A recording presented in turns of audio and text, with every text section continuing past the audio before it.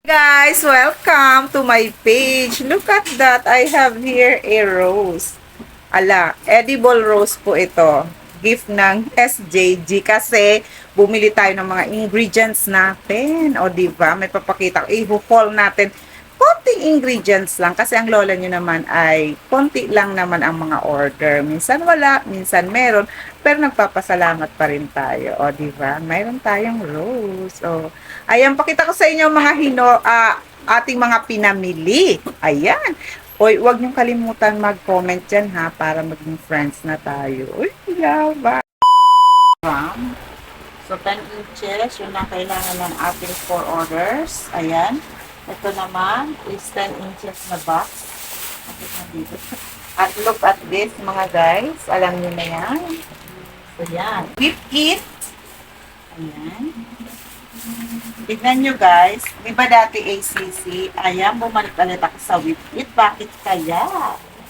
And of course, bumili din ako nito. Ating instant, self-instant na soda. Siyempre, kailangan natin yan. At ito, nakakuha na ako ng dipping.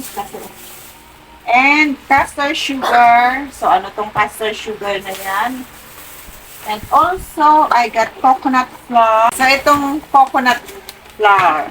Tapos, ito palang castor sugar. So, another all-purpose flour. Yan. Meron din ako ditong nakitang ube powder. So, try natin maggawa ng ube cake.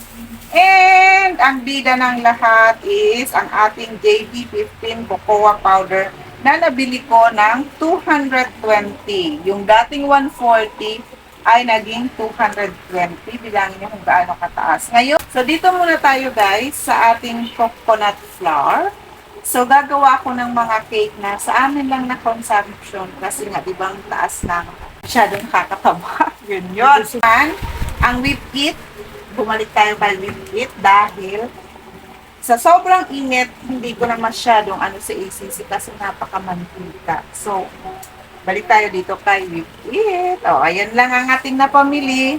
Don't forget to comment para mabalikan ko kayo. So, ayun lang.